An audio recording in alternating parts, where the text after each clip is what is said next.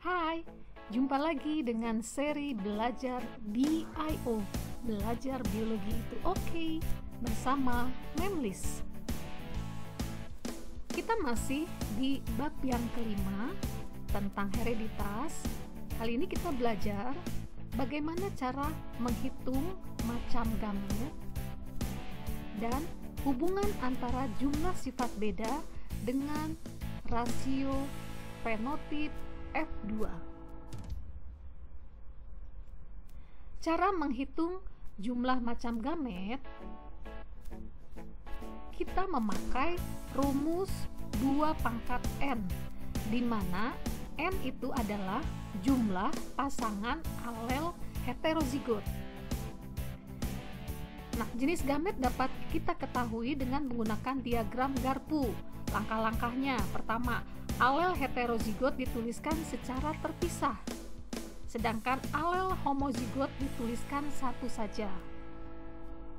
Langkah yang kedua, garis penghubung untuk alel heterozigot dibuat bercabang, sedangkan alel yang homozigot garisnya kita buat lurus saja. Langkah ini diperhatikan ya dalam menghitung gamet. Contoh soal nih, ada 2. Misalkan individu bergenotip P besar, P kecil, Q besar, R besar, R kecil. Berapakah pasangan alel heterozigotnya? Kita tentukan gametnya.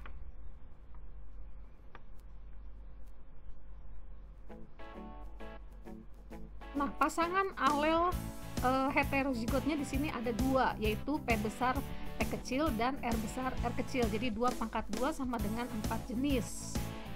Jadi kalau kita buat diagram Garpunya, karena P besar, P kecil ada 2, kemudian Q besar hanya homozigot, berarti garisnya nanti lurus menuju Q. Kemudian R besar, R kecil, karena hetero kita buat bercabang karena ada 2 jenis gametnya. Jadi akan dihasilkan 4 jenis gamet.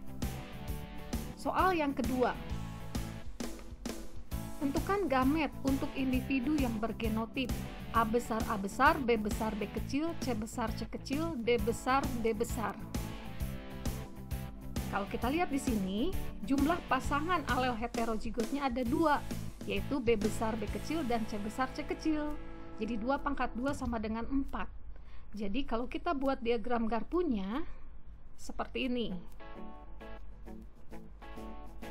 Untuk A besar hanya 1 gamet, jadi dituliskan 1. Menuju ke B besar, B kecil, berarti bercabang. Kemudian C besar, C kecil karena hetero bercabang. Nah, D besar karena homozigot kita buat garis lurus saja. Sehingga akan dihasilkan gametnya 4 macam,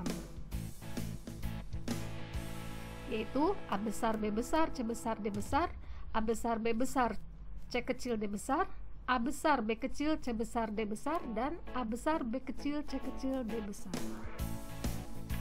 Oke, selanjutnya bagaimana mencari rasio fenotip F2? Tentu kita menggunakan yang namanya rumus segitiga Pascal. Nah, dengan memakai rumus 3 pangkat N. Jadi di sini kita lihat untuk menghitung satu sifat beda monohibrid, segitiga Pascalnya adalah 1 banding 1. Lalu kita masukkan 3 pangkat N banding 3 pangkat N.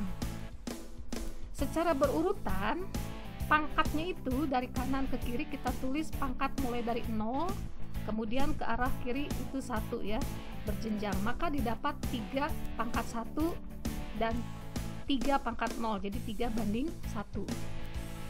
Untuk yang 2 sifat beda, segitiga Pascalnya adalah 1 banding 2 banding 1. Kita masukkan 3 pangkat N masing-masing ya. Kalau 2 berarti ada 3 pangkat N-nya kalau ditutup dengan kurung kurawal.